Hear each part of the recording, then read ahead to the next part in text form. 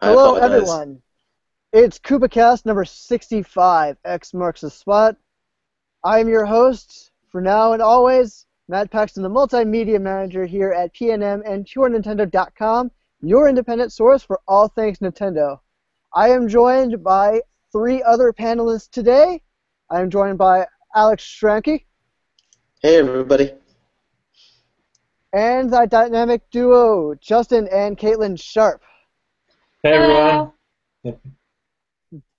And if you haven't guessed by all of the monitors behind me, we're talking about a little game called Xenoblade X. If you noticed, we had a cover reveal just a few days ago, and we're going to be covering the Monolith Soft title for the Wii U. So, if you have any questions for us as we move along this podcast, you can always tweet me, Purely Matt, or Pure Nintendo using the hashtag KoopaKast. Now, without further ado, everyone's caught up with all of the Xenoblade X news, right? Mm-hmm. Yeah, of course. That's good, because, I mean, it came out like it was trickle here and there even a year ago. But then all of a sudden it was like we're getting a flood of information. Like trailer after trailer after trailer. And there's a lot to talk about. So I guess we can go ahead and start with, exploration, right? Yeah, exploration sounds good. Now, this place is really huge. There's about 5 continents, it looks like. There's like an ice world, a jungle world, there's plains, there's like a canyon, and there's like a lava world. And so it looks like there's going to be definitely a lot to explore, both humans and using these giant robots called dolls. Now, exploration was a pretty big part of Xenoblade Chronicles for the Wii, but this one definitely feels like, so much bigger. So, I mean, is anyone like really looking forward to that, or is anybody like dreading the amount of exploration that could possibly be in this Wii U title? I'm really looking forward to getting lost in it, especially being able to fly around. That's going to be so cool, taking in all the sights. It's definitely going to be a lot of eye candy. I'm very excited. Yeah, I'm excited as well. I mean, it'll be daunting because it's going to be that much bigger than... Didn't they say it was 5 or 10 times bigger than Xenoblade? It's about 10 times bigger. Okay. So yeah, and for those of you who played Xenoblade, it's massive. So it is a little daunting, but I think they've added a lot of cool stuff, like the what are those little waypoints that you can set out? I think they're just nav points, really. Nodes or something like that. Yeah. And what's cool in the most recent trailer, I think you can see, like, when you set a node, there's like a camera that goes up in the air, and then you can use the gamepad to look around, it looks like. That's actually something that you carry with you all the time. It's like Nothon Orb or something. Okay. And yeah, but you can... Is that the same thing that links to do the tracking, like it follows in front of you, like leading you to different waypoints? I think, yeah, it should be about the same thing. Okay. Again, both of those things are carried with you, unlike like the sat nav points. Yeah. Yeah, it's exciting. It's going to be huge. But that's a good thing to bring up. It looks like that this particular exploration aspect is going to be much more on you than it was in the previous title. In the previous title, you went everywhere, but like like waypoint discover, something like that. Like, here's a place where you can quick travel to, and there's like some here and there. This one, there definitely seems like it's much more on you to make sure you set up fast travel points. Yeah, which I like, because it's like you're on this unknown world, this uncharted world. So it's like, hey, if you want to get around quickly or know where you're at, it's up to you to chart it and go around. So I like that it's on you to do that sort of stuff. Actually, it's on the Wii U. Oh, yes. I think it'll be good because you'll be able to customize it to your play style. So, anytime you can get more customization, the better. Yeah. That's very true, and it definitely looks like exploring also is going to yield a lot more rewards this time around. You can get little certain minerals here and there. There might be a secret marker or something like that. So it's much more integrated. In fact, there's a whole class dedicated to exploration one of the little blade classes that you can get. I believe there are 9 of them, and one of them is just solely for exploration. Mm-hmm. So it definitely seems like it's a lot more. What would you call it? Integrated. Exploration's a lot more integrated into the experience of Xenoblade Chronicles X. Yeah. And, Looks like it's definitely more like motivates you more to explore as well. You get rewards and stuff. Because in the first one, you could explore, but there wasn't very much motivation to do it instead of just going through the story or leveling up. Yeah. They had like some side quests, some bosses you could fight, but for the most part, it's like you would see the waypoints as you're going in the story, but yeah, there's not a whole lot you could see off the beaten path, so to speak. That's true. Xenoblade Chronicles. As big as Xenoblade Chronicles World was, it's fairly guided as you're going through it. Like you kind of start at the bottom, work your way up Bionis, cruise across the sword. I'll try not to spoil everything, but we forgot to say that, didn't we? Yeah. Did we say we're going to spoil it, or there's going to be spoilers? I might as well say it now. Spoiler alert. Sometimes we may say something that's very, very essential to the plot of Xenoblade Chronicles. Okay. So if you don't want to know about it, you better tune out right now. Yeah. So, I mean, cruising across the swords, there's an event that you end up, down in between, at the base of both of them now, and then you have to work your way up to Mechonis. And then you have to eventually go back to the Bionis and then up to the top. So, but it was fairly guided, if you know what I mean. Like the places you were going, it was telling you where to go for the most part. So, like Katie was saying, there wasn't a whole lot of incentive to cruise around unless you were like, oh, here's this level 85 super boss I want to fight, or Yeah, like it's more integrated, like you said. The Bionis leg in Xenoblade Chronicles is definitely the best example that the game had in terms of exploration, because you can kind of go anywhere, but there are higher level monsters in certain areas, but you didn't know that until you got there. So it definitely seems like Xenoblade X is going to be like the Bionis leg, but all the time. Yeah. I love, speaking of the Bionis leg, when you first get into that big area, big open field, with like the cliffs coming in from the left and right, and you start seeing some of the monsters, and you like pass like some that are level 80, you're like, what? How am I even seeing these? I'm only at level 5 or 10 or whatever. So I thought that was cool how they put like those impossible goals there, kind of interspersed as you're going through the world, just to let you know, hey, there's some crazy stuff as you explore and come back to. Yeah, and it's that nice Metroid style where you don't know where you're going, but if you go here, you're probably going to get destroyed if you don't know what you're doing. That's always a plus in my book. Yes. And another thing that Xenoblade Chronicles had a little bit, and I wish they did much more of, they had these things called surprise quests, where when you entered an area, all of a sudden you stop. It says surprise quest. Go do this.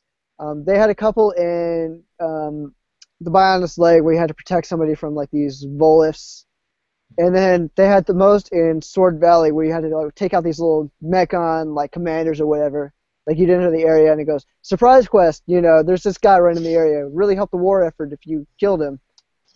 And so I'm really hoping that we see much more of that in Xenoblade Chronicles X. It would definitely like encourage people to explore a lot more, I think. Yeah.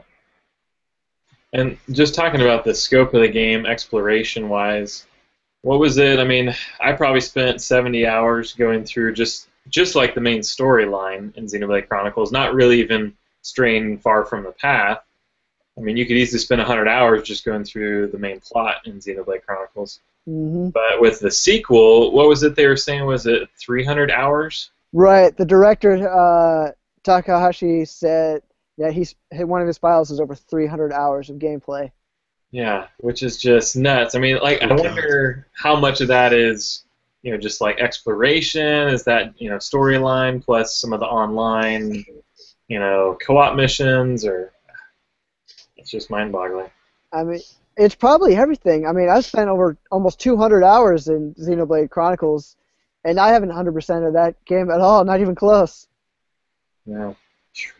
Uh, oh, and just moving on from exploration a little bit, we were talking about the other things that you could do. One of the big things in Xenoblade Chronicles was side questing.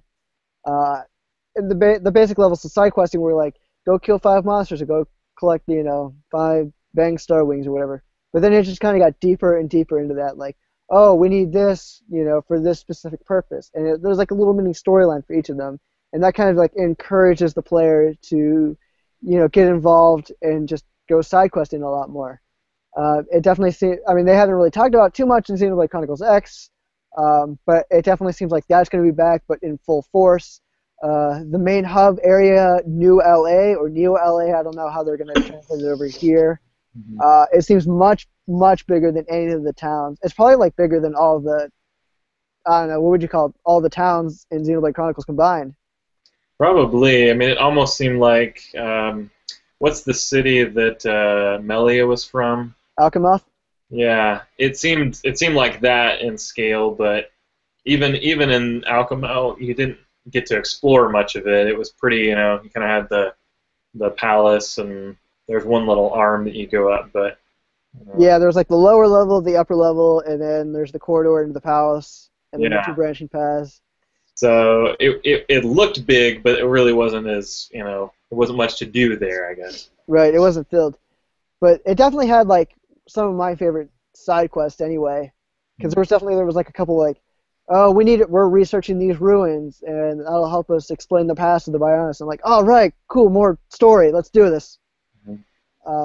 So, I have no doubts that Xenoblade Chronicles X is going to have that, considering, yes, there is another Blade faction that you can join that just specifically deals with quests and solving the quarrels of people in Neo LA.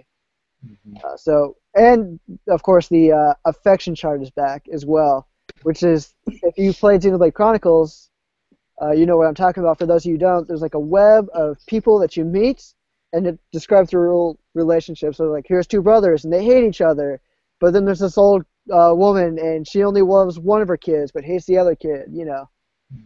It's like that, but again, it's going to be on a much, much larger scale. I think it's going to be good, but I don't know how. I think there might be like a double-edged sword to that. Considering there might be like too many people or too many things to do, that you might just kind of like, get discouraged and go, whatever, I'm just going to go move on with the plot or something like that. Like, there might be too many people to like really kind of care about it. But like, what are your thoughts on that? Well, to me, it almost seems like they're setting it up so that you can kind of go about the game and play it the way you want to. So if you're someone who really, really enjoys the exploration, well, there's a class for that you can do it. If you enjoy the stories from the side quests, there's a class for that. And I think that's good. It might be a nightmare for a completionist, but if you just want to focus on one thing you really enjoy, then it'll cater to that specifically. I think that's a good idea. Yeah.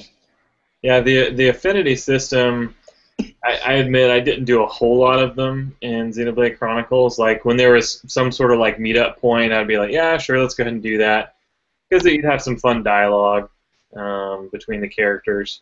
But I didn't do a lot of the other ones where you're trying to, connect brothers up, or build these relationships around. But I like that it's there, and like Alex said, if there's people that they love that system, it sounds like an X is just going to be that much more engrossing. So I mean, you could just spend hours and hours, just getting lost in the world. Not just the affinity system, but the exploration. Just flying around in a mech is just going to be really cool. So. But yeah, with the classes, it looks like it's going to focus it more towards those things that you like, and for those people who don't really want to go do every little, thing, are going to have much more fun just going through the classes that they like. I think that's going to benefit a lot. Yeah. Yeah, I'd say you're probably right about that. I mean, now that I think about it, I've never actually gone through like a playthrough of Xenoblade Chronicles without really getting like side questing, simply because that was so essential to me leveling up my characters enough to like fight some of these unique monsters or get like the little special equipment. Like I know when I had to go fight some of the really special unique monsters or whatever, I had to get these certain gems, and the only way to get that was to like 5-star this colony or whatever, and I had to go do a bunch of side quests. So it just seemed like that much more essential. So I am kind of hoping that you guys are right, and that it's a little bit more optional. Like you don't want to deal with people in New LA. Okay, let's go explore. You want to explore? Let's go fight some monsters. So I hope it is that much more like optional, like you guys are saying. Yeah. Yeah, almost like like a tree. You've got in a lot of games now you have like those skill trees, right? Mm-hmm. So you're like, hey, you picked this path, and it unlocks more abilities that are going to be more stealth related, or if you're playing like an RPG or something. But it seems like in Xenoblade you can kind of pick your path, and maybe you have like percentages for each. So you pick this class, and someone like blows through it. They're like, "Wow, that was awesome! I did 100% of the quests for this class.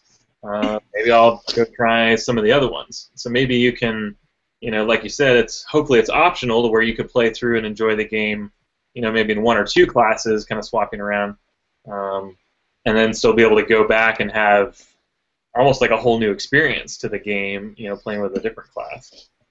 So. Yeah, and if I remember right, you can switch to a bunch of classes on the fly. Yeah. Nice. Yeah, I think they did say that. Mm-hmm. And they can even do that with skill trees too. Or like not skill trees, sorry. It's like an arts tree. It looks like a skill tree, but it's with different arts. Yeah. And I think that's really cool. I think that's something that Xenoblade Chronicles did well with the skill tree, which is like you're going down this path, but you can also go down to this path later. Like they're not penalizing you for not choosing other paths. They're like, oh, you can come back to this, whatever you want. Yeah. Almost like in, Hyrule Warriors kind of had some of that, where you're like, oh, I want to upgrade my weapon, abilities versus, more of the defensive options in those trees. But yeah, hopefully it doesn't penalize you. It looks like it'll just, you can build this up, and later on you can get some weapons that are more tailored to, some other side. Mm-hmm. Now, speaking of just fighting a little bit, you guys have definitely like absorbed enough of the fighting tutorials, right? I'd say so. I mean, just from gameplay videos, we watched the Japanese direct like a week ago or something, a week and a half ago. I guess it was last week. We didn't pick up much of the Japanese, but we saw a lot of cool gameplay stuff. Oh yeah, definitely.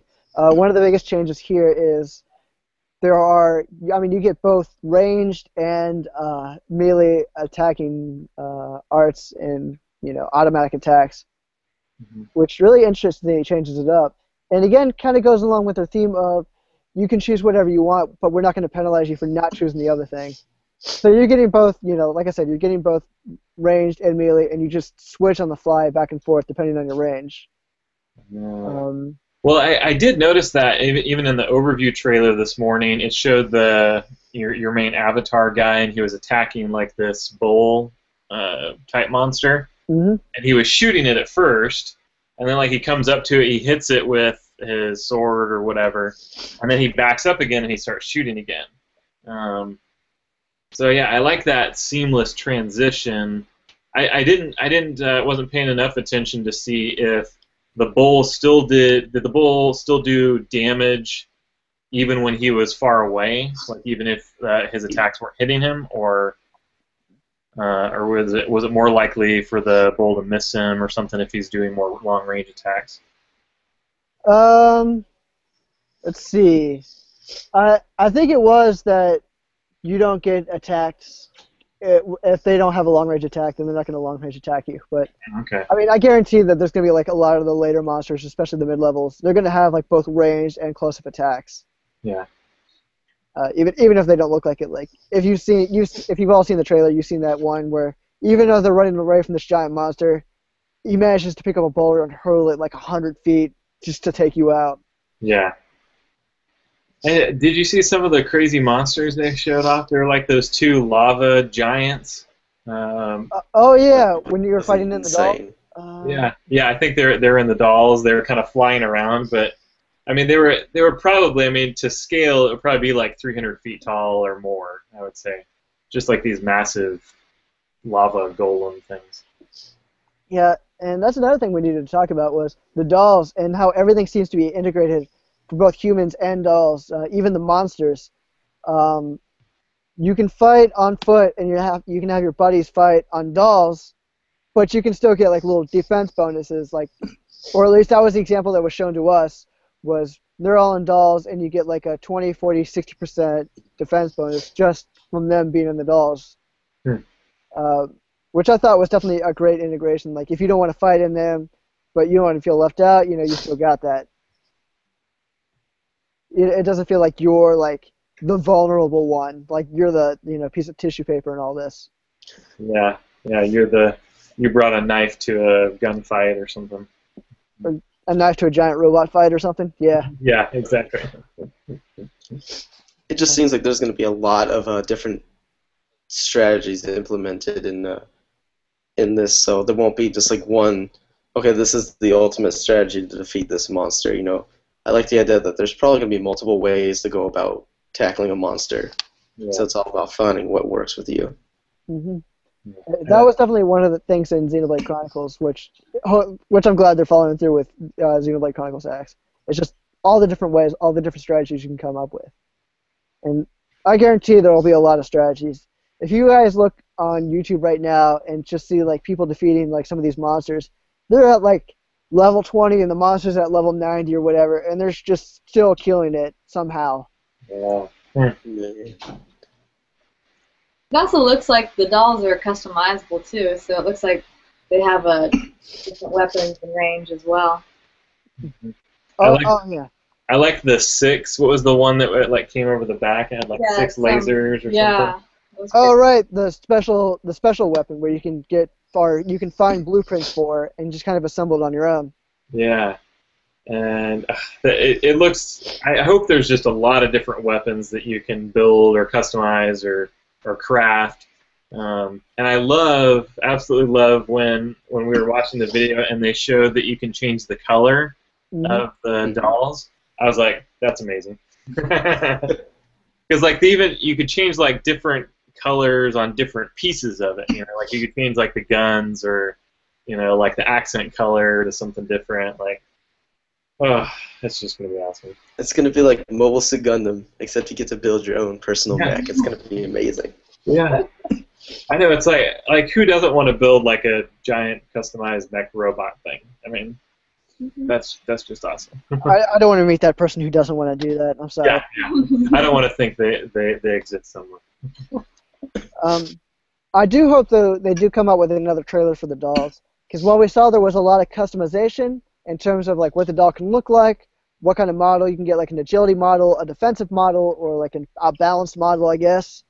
One thing they didn't show off are like what types of weapons, like how many types of weapons you can get. Like when we saw on foot, we saw there's like the spear, the shield, the guns, the rifles, the pistols, the daggers, the swords. And, they showed like all of those in there. And for the dolls, they showed like all the different slots in which you can put in those slots, but they didn't seem to hint too much past that. So I'm sure they did put in as much thought into these dolls' combat as they did with the humans, but I'm just hoping to see more before the game releases. Yeah. And that's just in like 2 weeks, right? 2 weeks from today? Well, not for us, but yeah. Who knows when we're getting it. I hope it's sometime soon, but for as massive as this game is, I don't know. I couldn't even begin to estimate. Yeah. Hey. So let's see. We covered exploration. We covered a little bit of the combat. Is there anything like special you guys wanted to like that Xenoblade Chronicles wasn't quite up to snuff on that you hope they kind of put into Chronicles X? I would say the biggest thing was just visuals. I mean the visuals were great in Xenoblade Chronicles, but it was at the tail end of the Wii's life, So if you are a Wii only gamer, you're constantly surrounded by games that are, a lot higher visual fidelity. 360, PS3, PC gamers are like, oh, you're still playing that Wii, whatever. So it's nice to have that visual upgrade, and the game looks amazing. I mean, Chronicles looked awesome too. Like, I still love that intro sequence. Seeing the sunset and kind of that cycle through the day with the music. I mean, it just sets the tone for the game really well. And just the scope, you're going through the world. I mean, they did a good job. Just the draw distances. I mean, for what the Wii was capable of, they pushed it to its limit. But I think that's probably the biggest thing that I would say needed to be improved on. I definitely agree with that. The game didn't look too bad.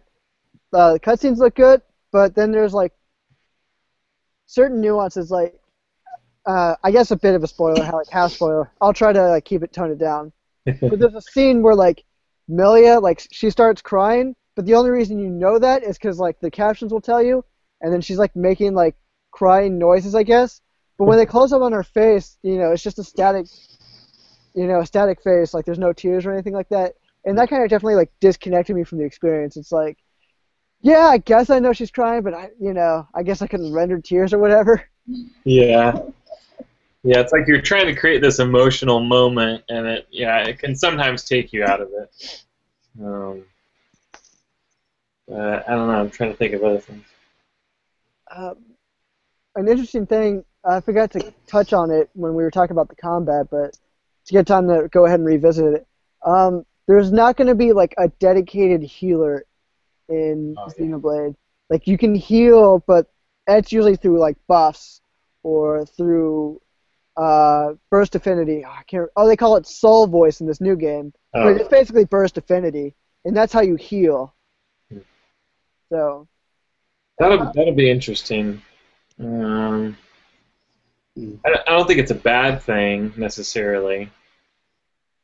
It's going to make battles a little different, but like you said, with the ranged versus the melee combats, I mean, it may render the point moot. I don't know. Yeah, it's definitely hard to say, because in Xenoblade Chronicles, there's a medic named Charlotte, and she's the dedicated healer. She can heal you for a lot. She can heal the party for a lot. She can shield you and stuff like that. And she was really useful, my first playthrough. But in my second playthrough, I just knew enough strategy and perks to, I didn't need her, as soon as Dunban came in, Charlotte was on the outs, let's move on. And, Shulk kind of became the healer. Mm-hmm. So I'm guessing Xenoblade Chronicles X is going to have, more methods besides just the soul voice, just to keep healing. Because with the soul voice, where it's good, they also have a thing in there where it's going to get harder every time in that same battle. So whereas the ring is going to go a little bit slow, go slowly, it's just going to start getting faster and faster and faster for every time you do a successful soul voice. So it's not even going to be easy every time.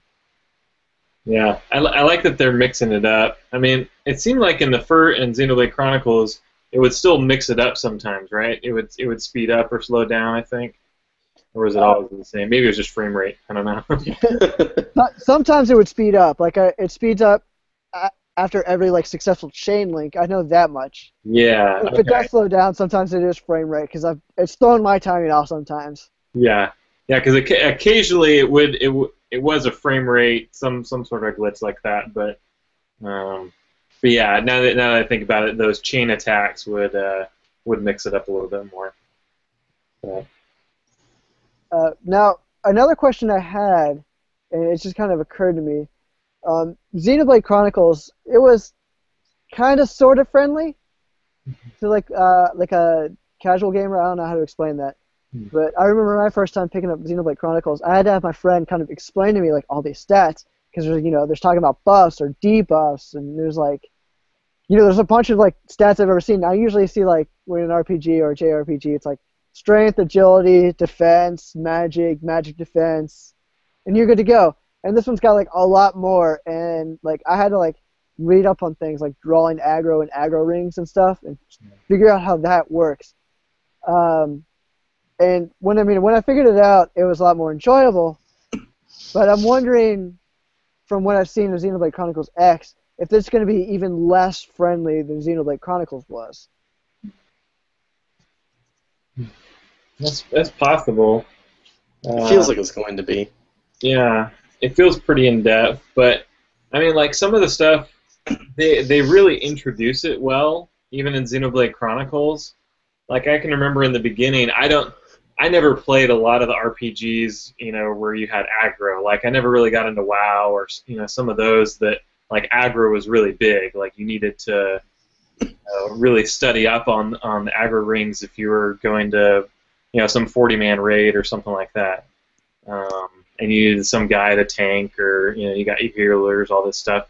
I never got into that depth of it. So even from my perspective, I guess I was a little more casual on that side of things. But the game introduces those concepts fairly well. The buffs and debuffs, not so much in the tutorials, but the aggro and like, hey, these enemies will attack you just based on sight or sound or those different types of things. So I'm hoping there's just that many more tutorials in the new one. And if you're a veteran, you can skip them, cool, whatever. But hopefully there's tutorials for the new people too. Mm-hmm. Yeah, I remember Chronicles. They had like a little sidebar you can access in the menu, and it goes over like, here's how Shulk works, here's how Rhine works, here's how Dunban works. But it was only like a 2 or 3 page thing. Like I had to read up on more than that just to figure it out. Like I still don't even understand everything they were talking about in that game, and I'm like reading the gem stats or whatever. Mm-hmm. So I'm hoping that they get into it a little bit easier. I can only remember like a couple times where they were like in game brought up like characteristics. Like they talked about like when Ryan was introduced, like they really like talked about like this guy can take a lot of hits, so let him take a lot of hits, And then when Charlotte came in there, she's like, I'm a medic, and Ryan's like, great, I need people to heal me all the time. Yeah. So, but they kind of stopped after that. They didn't really go that much deeper into it. Like, here's Dunban, he's super cool, and let's keep going. Yeah. Here's Melia, she can use magic. And then here's Ricky.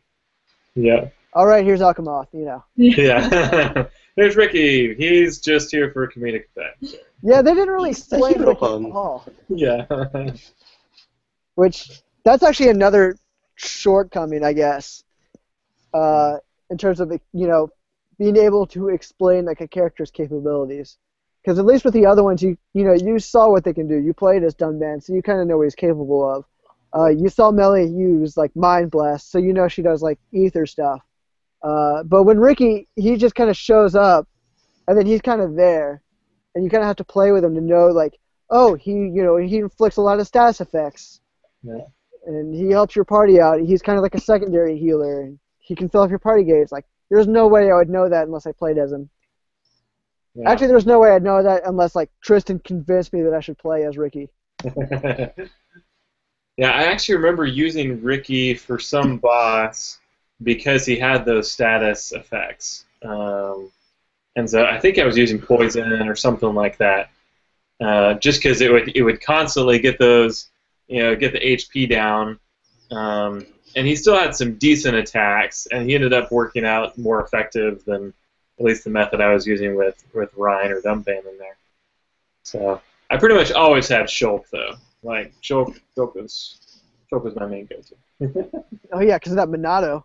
Yeah, I mean, how can you bench the Monado bearer? I mean, that's yeah, I mean, especially once you get some of the later powers, like you need those powers. Yeah. And that's actually a good thing to bring up, is the Monado in itself was a combat aspect in that game. It gave you visions of the future, that like it'll show you like a 5-second clip of like a monster like killing one of your party members. Yeah. And then it'll have a counter like, you have this many turns to try to change the future so your friend doesn't die. And I've kind of like almost relied on it, I guess. So I'm wondering if they're gonna do anything like that in Xenoblade Chronicles X to like, because things could go without that Monado, things could go downhill really fast without you realizing it unless you're really paying attention. Because there were a couple times where it's like, it didn't tell me that something terrible was going to happen, and then it did, and then it just wiped my entire party. And I was 10 minutes into that fight, and I wasn't happy at all. Yeah.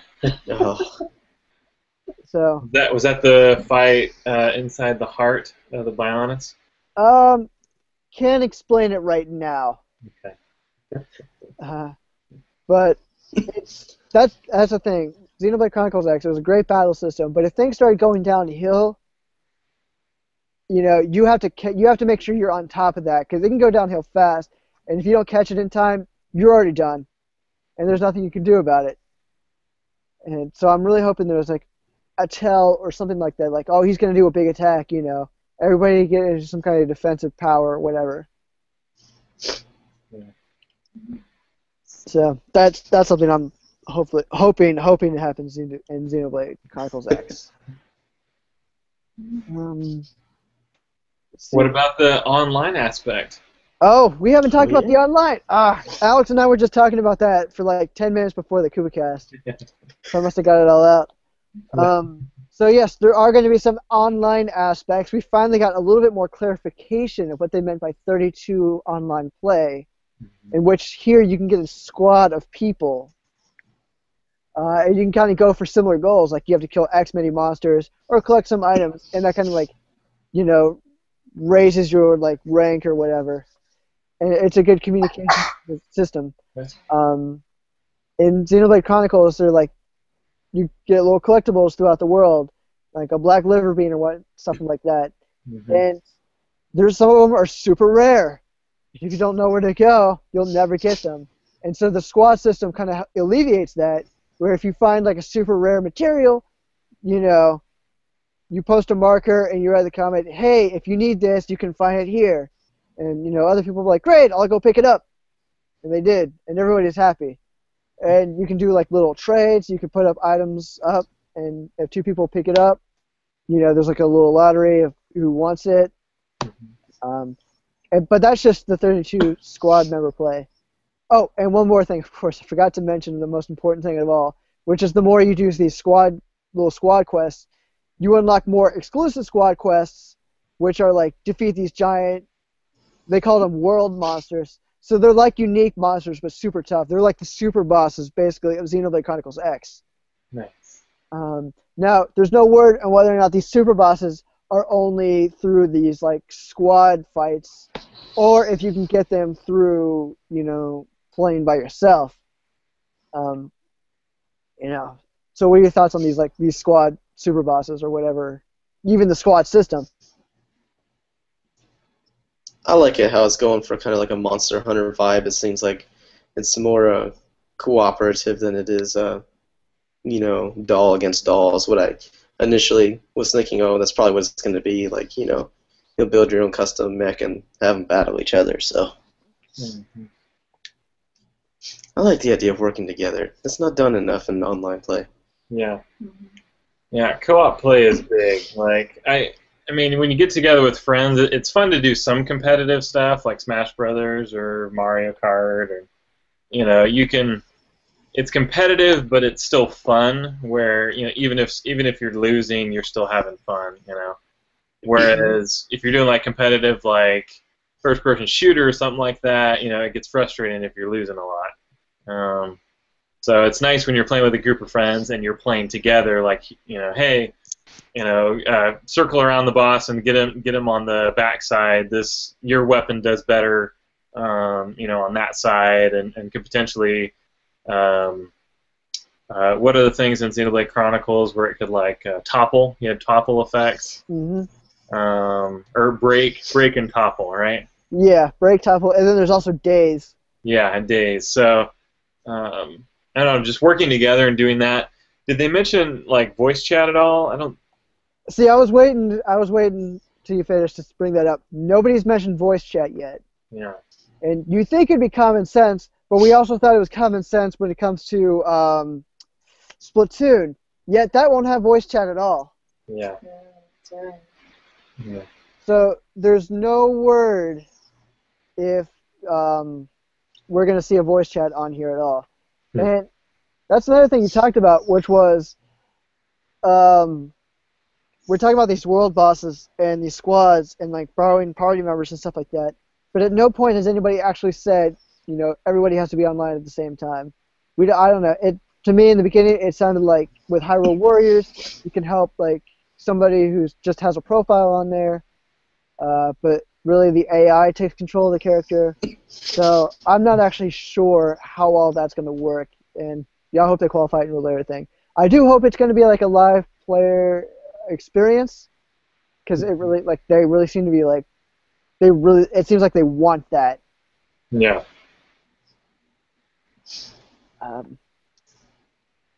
So yeah, like I said, hopefully we get more news. Hopefully you can have live multiplayer.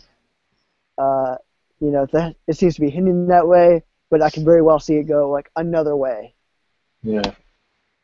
And like, what's cool about now that we're on the Wii U, we're in this new cycle of updates. There's downloadable updates for all the games now, right? Mm-hmm. Xenoblade Chronicles, you got the game, that's it. There's no updates or anything. There's no support after the launch. So I'm excited to see what they do with X. I mean, potentially they could add voice chat even post-launch, or some other features. Like I think in Japan there was actually an update recently, right? There was like a 10 gigabyte update. So remember, it was like 2 months ago. They announced that you could preload Xenoblade X, right? Yeah. And it was like 25 gigabytes or something ridiculous. Well, I think it was just like last week or week before that, there was an update to that preloaded install, and it was like 10 gigabytes. And they said it was supposed to help loading in the game. So maybe they, put more textures, or, whatever, more assets on there, because 10 gigs is a ton of data. So maybe they just loaded more on there, so that way when you're going to a different continent or something, it doesn't take as long to load it, maybe. That's pretty interesting, because, I mean, they already said to download that you should download it just to help out with the loading times. Yeah. I'll look up the update here. But I mean, all this kind of culminates into like one final question I had for you all regarding Xenoblade X, and the question is, do you think that there might be such thing as too much when it comes to this game? Like, are you worried that there's too much here and that they didn't focus on enough, or that there's too much here and that it's just going to be frustrating? I think as long as everything is deep and intricate enough, Mm-hmm. I am afraid it is going to be too big, but that's I know that going in. I'm going to have to focus on like one or two things that I really want to do. So as long as they don't, skimp out on it, it's better to have a few things really well done than to have a whole bunch of stuff and, it's not as deep, or I guess is the way I'm going. Right. Yeah, I think it's probably too much, but I'm okay with that. I'll focus on a couple of things. As long as it's all really well done. That's what I'm trying to communicate. Yeah. Well, it's kind of like, I mean, with the new Zelda game being open world, and you kind of want the world to feel alive, right? You want there to be a lot to do, but not just like little items to pick up every 20 yards you walk. You want there to be meaningful tasks that you're doing, all over this world. You don't want like to be running for an hour and not encounter anything of importance. So kind of my hopes for the new Zelda, I had the same hopes for Xenoblade X, where I want that living, breathing world where it's like, I could play for an hour and think I'm going to get more in the story, but it's going to take me 2 hours just to, explore this huge canyon I found, or some crazy forest or whatever. So. That's very true. And Is everyone satisfied with their thoughts on Xenoblade X before we move on to reader questions? Yeah, I think so. I'm excited. Absolutely excited for that game. I cannot wait. Like, It's as good soon to as see the information that. really started coming out, can't wait. Yeah. Anyway, we're gonna go ahead and switch gears with this reader question in a little bit, and the question is, how do you like Mewtwo's implementation in Super Smash Bros. For Wii U? That's a good question. Have any of us played the had time to play? I can't find my copy of the 3DS. I was looking for that today. Oh. Well, I did download the DLC today, but I played like about a minute of it. It was lunch, and I was like, I'll just play a little bit. I'll download it. And so I mean, he has a lot of the same moves, like the down B where he kind of does that little daze move, Right. Mm-hmm. So that's still intact. I mean, his up and A move seems similar. I mean, I barely played him. I mean, I didn't even do his smash attack, but. So is he still kind of floaty, like he never really touches the ground? Yeah. Like he did Yes. immediately? Very, that's cool. very floaty. He does like that backflip, when he jumps, that type of thing. But yeah, I mean he seems like Mewtwo. So so Mewtwo people should be happy. Yeah. People I who can't did play like his invitation before may not be happy. Does he still sound like an old man? Because I always thought he sounded like an old man in like Melee when you get knocked around.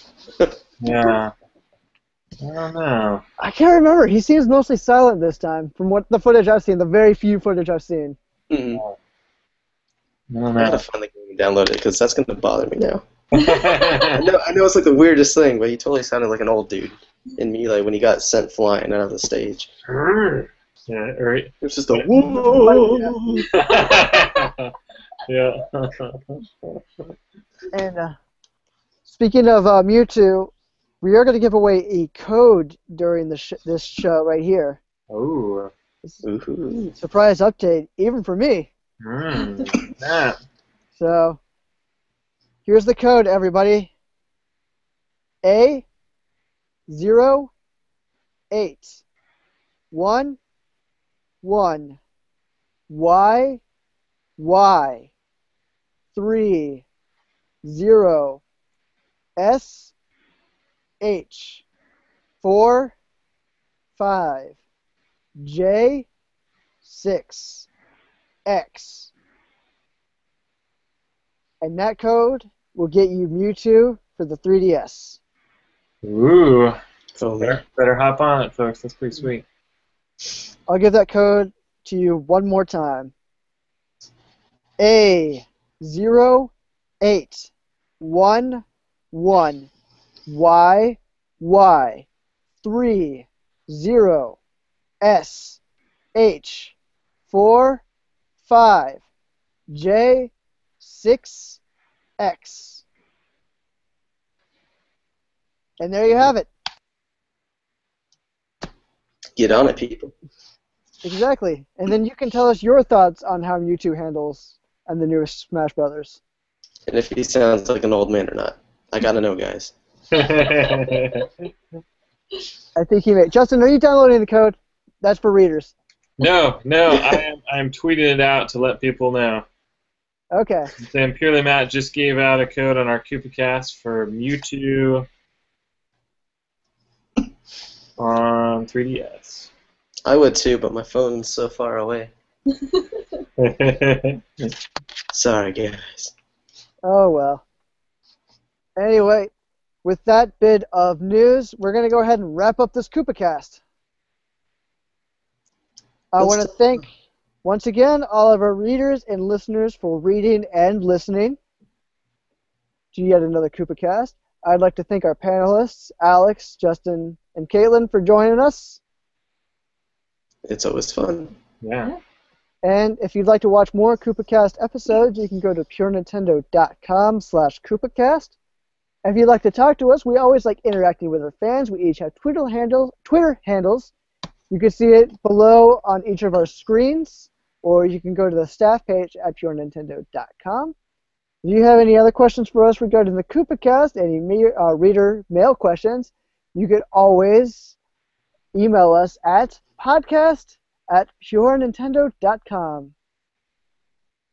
So, with that, we will see you all in 2 weeks. See you guys. Bye. Bye, folks. Take care, everybody.